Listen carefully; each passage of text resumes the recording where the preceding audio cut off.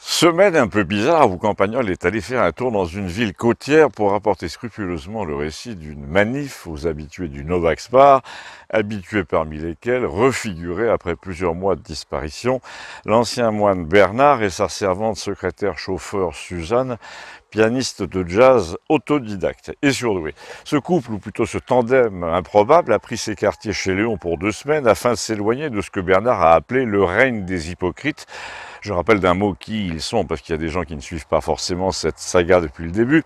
Bernard est un ancien moine bénédictin qui s'est écarté de son monastère à la demande de l'évêque parce qu'il soignait les zonas et autres. Au même moment, sa sœur est morte et lui a laissé une maison à Sens. Suzanne, l'ancienne domestique de la maison, qu'il n'a pas licenciée, est restée employée, payée à coups de chèque emploi-service. Alors que parallèlement, il subvient à tous ses frais en disant « je m'en fous, l'argent pour moi est déjà une abstraction jusqu'à 50 ans quand j'étais au monastère et depuis je suis rentier, c'est pareil. En plus c'est elle qui s'occupe de tout, je vais finir par l'adopter légalement, comme ça elle finira ses jours ici ». Voilà donc les personnages. Pour le décor, on le connaît, c'était le Novax Bar, mais l'annexe, celle du jardin, et le sujet du jour provient d'une avanie récente subie par le moine et sa servante. Le département, la préfecture, l'ARS ont essayé dans Lyon d'enquêter sur les soins qu'il prodigue comme guérisseur, puisque parmi les choses qu'on lui reproche, il y a le fait de soigner le corona dès les premiers symptômes. Là, le gros de l'épisode est passé, mais à l'époque, les gens venaient le voir et disaient qu'il se rétablissait en 2 jours. Du coup, branle-bas de combat, comme s'il y avait une véritable consigne qu'il avait enfreinte, de ne surtout pas soigner les gens. Et c'est de ça que nous avons parlé à Campagnol l'autre jour, de l'hypocrisie générale absolue qui règne dans notre pays et dont le corps médical nous donne l'exemple depuis un an, dans les 2 sens d'ailleurs. Hein.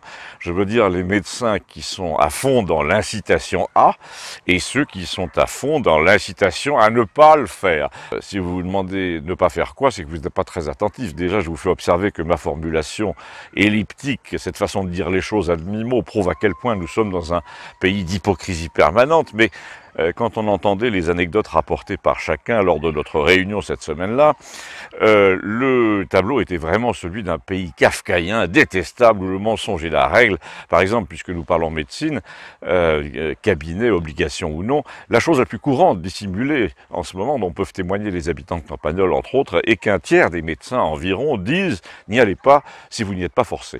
Et un tiers encore disent, si vous êtes forcé, si vous voulez, je peux vacciner le coussin. La moitié des gens comprennent le cousin, hein, comme l'abonné au Monde qui était là, et Christiane, la psychiatre de Montpellier, a dit, mais non pas le cousin, le coussin, à quoi l'autre a répondu, mais j'avais bien compris, merci. En fait, pas du tout, il n'avait pas compris. Il a paru tout comprendre seulement quand Gustave a précisé, piquer la coudoir, si tu préfères. Là-dessus, Christiane, qui m'avait croisé à Montpellier, donc avec mon hôte pendant la manifestation, m'a demandé qui était ce type à propos. Je lui ai répondu, c'est un ami vacciné de Paris, mais avec des excuses, il est assez âgé. Il a passé 4 jours chez moi, et là, deuxième anecdote, j'ai raconté que nous étions allés dans un bon restaurant dans la campagne près de Rodez, une adresse qui circule dans le Michelin de la France hypocrite et dont le patron ne réclamait rien à l'entrée. Mais j'ai raconté aussi que mon hôte parisien avait absolument voulu quand même lui montrer son passe, ce qui prouvait que c'était bien une maladie mentale. Il y a des gens qui veulent toujours la carte VIP partout où ils passent. En fait, le pass, c'est la carte du magasin. Moi, je l'ai jamais, mais je comprends pourquoi ceux qui l'ont font les beaux à la caisse. Sauf que là, c'est quand même devant les EHPAD quand vous allez voir votre mère et qu'on vous refuse l'entrée parce que vous n'avez pas la carte. Je précise tout ça parce que nos descendants, s'ils voient cette vidéo, ne le croiront probablement pas ou l'auront oublié. Là-dessus, Christiane, qui nous avait donc croisé place de la Comédie à Montpellier et qui n'a toujours pas la carte du magasin elle-même, non plus, elle me dit ça devient compliqué, mais pas ingérable, je te raconterai. Christiane donc a raconté dans quelles circonstances nous venions de nous croiser à Montpellier.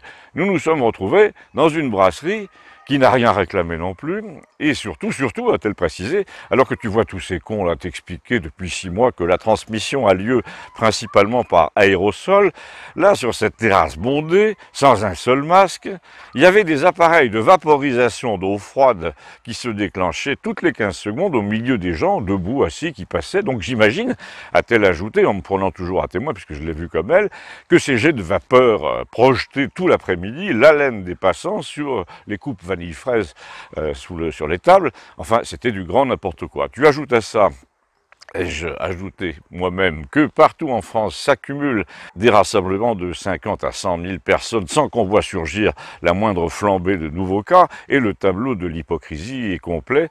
Tu as oublié, a dit Gustave, l'hiver machin truc là, dont on ne peut même plus dire le nom sans être coupé à la télé, mais que tu peux te procurer sur Internet à 50 € le traitement de 4 jours, alors que normalement c'est 5. Hein. J'ai 5 € je veux dire, j'ai précisé, puisque j'étais assez ami avec ma doctoresse référente, comme on dit, qu'elle en prescrivait contre vents et marées, en même temps que de l'huile de cade pour lutter contre, soi-disant, contre les parasites et les infections cutanées, qu'on pouvait donc s'en procurer à la pharmacie sur prescription, mais qu'elle s'arrangeait pour diviser la prescription en deux, les antibiotiques du genre Azitro d'un côté, l'antiparasitaire Ivermectin de l'autre, pour ne pas éveiller les soupçons. Christiane, qui travaillait souvent en EHPAD, a dit que le truc était en effet largement administré par les médecins en institution aussi. Nous lui avons demandé, mais pour toi comment ça se passe, ils vont t'interdire d'exercer? Et bien justement, a-t-elle dit, normalement je devrais être arrêté, mais 2 établissements m'ont dit, on a tellement besoin de vous qu'on s'en fout du pass. Donc quel que soit le niveau où tu examines la situation, tout le monde ment, l'ARS, le gouvernement, puisqu'il n'y a pas de décret d'application, les médecins qui signent des arrêts maladie à tour de bras, comme ça les gens peuvent garder leur salaire. En plus les patrons disent, fais gaffe, tu peux être licencié, mais ils savent très bien que c'est pas le cas, puisque la loi ne le prévoit pas. Partout, donc, c'est l'écœurement à ce sujet. Et là, nous avons bien vu que l'abonné au monde trépignait d'impatience pour intervenir et expliquer, notamment à l'ancien moine Bernard, qu'il ne fallait pas écouter tout ça, que c'était de la France immonde, intolérable, nauséabonde qui s'exprimait, celle qui levait des millions de gens, que la télé d'ailleurs appelait des milliers. Et Gustave est intervenu en disant, c'est marrant, moi, ça me fait penser plutôt à la Russie. Dommage qu'il n'y ait pas Vladimir, on en aurait parlé. L'abonné au monde était prêt à embrayer, évidemment, sur Poutine, mais Gustave, qui avait ménagé son effet, a dit « Mais qui te parle de Poutine? Moi, je te parle de la Russie du tsar Nicolas II. » Quand on a un peu lu les chroniques de l'époque, il est frappant de voir combien la Russie du mois de mai-juin 1913, par exemple, était encore obsédée par des questions d'avancement dans l'administration, par les inaugurations, les hurrahs, les banquets de préfecture, alors qu'on était à la veille d'un effondrement absolu, général, avec massacre des plus hautes autorités de l'État. Et les mecs continuaient à intriguer comme ça pour obtenir des médailles, des passe-droits, des places pour leurs neveux. Comme ici, exactement, quand tu vois même à la mairie de Campagnole le nombre de gens qui mettent bien leur masque pour se faire bien voir, parce que sur 10 membres de la même famille, 6 sont employés par l'État, et 4 d'ailleurs subventionnés par l'État en tant que malade ou mère de famille ou invalide, et ben tu te dis qu'on n'est pas loin d'être une province russe en mai 1913. Là, évidemment, l'abonné au monde a ricané, comme il sait faire, en disant que justement, les gens de Campagnole auxquels nous faisions allusion n'avaient rien à voir avec les forces de la réaction russe, puisqu'elles étaient de gauche. Et Gustave, assez sévèrement, a dit, ben justement, 15 ans après la chute du tsar, tout le monde était de gauche aussi, en Russie, et c'est là qu'on recrutait les pires tortionnaires. Et tu voyais partout les mêmes délations, le même langage de plomb qu'ici en ce moment, la même hypocrisie obligatoire. Et là, il s'est tourné vers Léon, à qui il a dit « Je ne te cache pas que j'ai un peu de mal à contenir en ce moment les critiques contre ta thèse du retour de Villiers, parce que celui que tu voyais comme son lieutenant et qui signe son nom à la pointe de l'épée d'un Z qui veut dire Zemmour, est en train d'occuper toute la place et l'autre ne fait rien pour dire qu'il y va. » Donc on commence à se dire « Oh, mais c'est le comte de Chambord, ce type, c'est le général Boulanger. » Alors Léon nous a fait un petit cours d'histoire quantique. Il a dit « Écoute, j'ai toujours prétendu que Villiers irait si et seulement si l'actuel titulaire ne se présentait pas. » Alors Gustave lui a dit, tu peux l'appeler par son nom, hein, c'est Tchoupi Ier. Et de mon côté, j'en profite pour expliquer cette plaisanterie de Gustave, s'il l'appelle ainsi le président de la République. Tchoupi, depuis des mois, c'est pour avoir remarqué en tant que bouquiniste que sur les albums de Tchoupi, le petit personnage a la même implantation de cheveux un peu ridicule, sinusoïdale. Alors l'abonné au monde a dit, on se demande bien pourquoi ce Tchoupi n'irait pas. Léon lui a dit, tu as raison, vu de France, tout est tellement truqué, surtout les sondages en sa faveur, qu'il aurait tort de se gêner, mais je vous ai dit que s'il tombe, ce sera à cause de révélations étrangères à son sujet. Ça fait beaucoup de si, a dit l'abonné au monde. Ben ça, c'est le principe de l'enchaînement des causes et des effets dans l'histoire, a répondu Léon. Les gens croient que l'histoire est un grand mastermind à solution unique, que tu peux voir à l'envers. Tu sais, dans un mastermind, il faut trouver 5 ou 6 couleurs dans leur ordre sur le principe du si c'est pas ça, c'est ça. Et donc elles sont fixées et cachées à la fin du jeu, tandis que là, l'ordre des couleurs, à la fin du jeu, la solution, si tu préfères, change en fonction de la façon dont tu raisonnes. Ce serait comme un sudoku dont la grille se modifie pendant le jeu en fonction de ton raisonnement. Donc, a dit Gustave, dans ces cas-là, tu peux jamais arriver au résultat. Si, parce qu'après un certain point du raisonnement, la grille ne change plus et la solution est fixée. Mais c'est toi qui l'as en quelque sorte coproduite avec le hasard. Et là, tu as raisonné assez pour la fixer, a dit Gustave. Il n'y a pas que moi qui raisonne, a répondu Léon. Tout le monde raisonne. C'est à une sorte d'Armageddon de la morale que nous assistons en ce moment. Le règne du mensonge, vous le disiez, est allé tellement loin, qui suscite des forces de vérité tous les jours. Alors l'abonné au Monde a reparlé de Zemmour avec un dégoût un peu surjoué, des grimaces de comédie, d'un air de dire « Ah, tout sauf ce type ». Et Gustave a dit, ça m'aurait étonné, hein, ça évidemment c'est ta bête noire, ça votre bête noire à vous autres tous autant que vous êtes, et ben tant mieux finalement. Léon a fait observer que la comparaison avec la Russie du tsar n'était pas idiote, la police du tsar, les faux semblants, le verbiage, tout ça, les similitudes sont très nombreuses. Je ne sais pas si tu as vu comment le système est bien huilé, mais à la télé l'autre jour, on a invité ce type qui monte là pour le descendre, ils ont même essayé de lui trouver un abus sexuel, mais manque de peau, rien. Qui ça, il a demandé l'autre, mais le système tsariste, de l'hypocrisie, de la vanité permanente, il a simplement changé de continent, fini la Russie, maintenant les nouveaux stars, ce sont les Bill Gates, les Biden, c'est l'Occident de Jeffrey Epstein, des fondations qui dissimulent les pires trucs, des investissements bidons dans le tiers-monde, des joint ventures avec la Chine pour piller les pays pauvres et pour faire travailler des enfants dans les mines de cobalt, des esclavagistes couverts d'argent par le Qatar avec la bénédiction de l'Amérique. C'est dommage que Vladimir ne soit pas là, parce que la Russie est un point d'équilibre, en effet, contre tout ça, à cause de sa taille, de ses richesses, de ses armes. Et les Russes, eux, n'ont pas investi, comme les Chinois, dans les machines à voter. Ils ont fait un vaccin dont personne ne veut, c'est bizarre. Peut-être qu'il ne contient pas ce qu'il faut.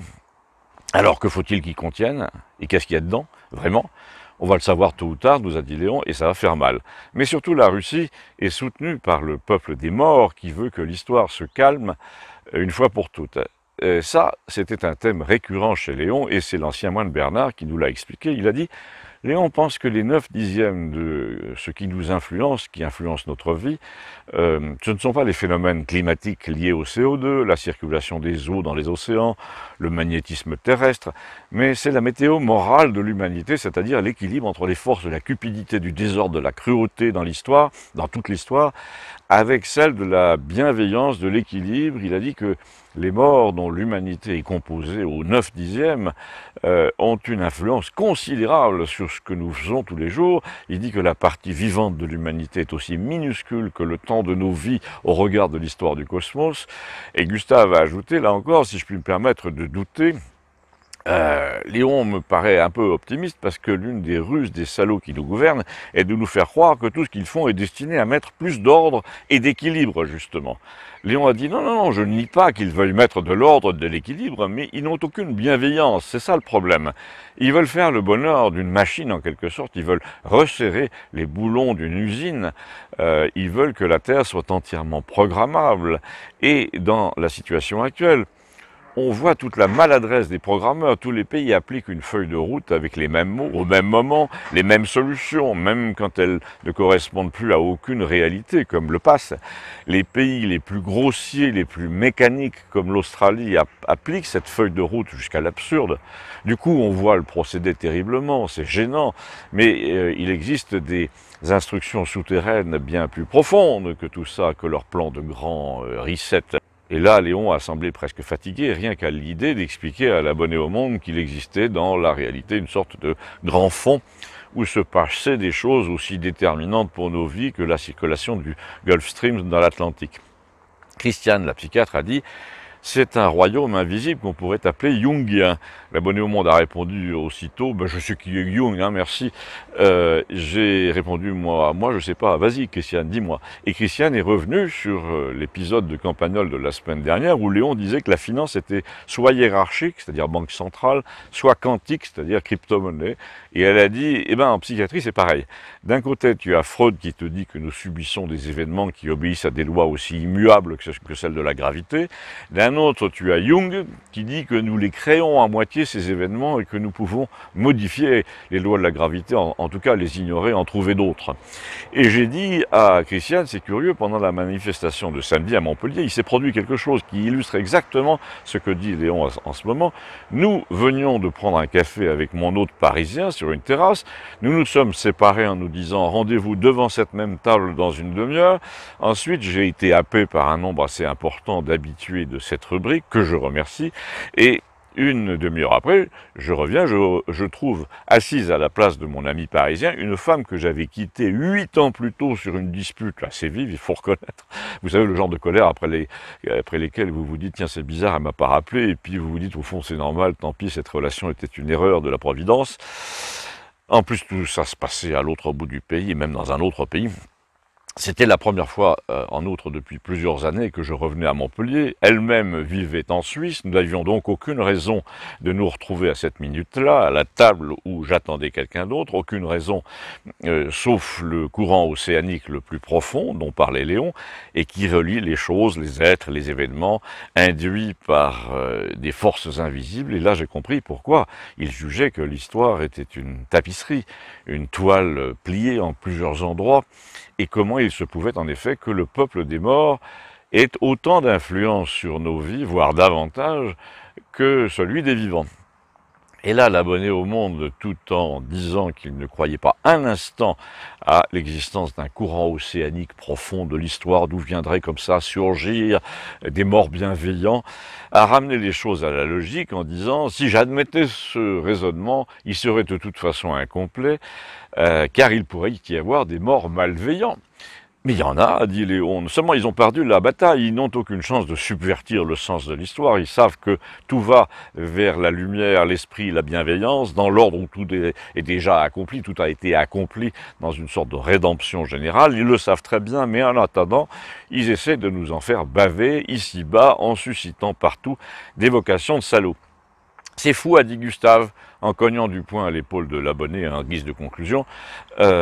C'est fou le nombre de gens en ce moment dont on a l'impression que le Covid leur a permis de trouver leur vraie vocation. À bientôt, merci.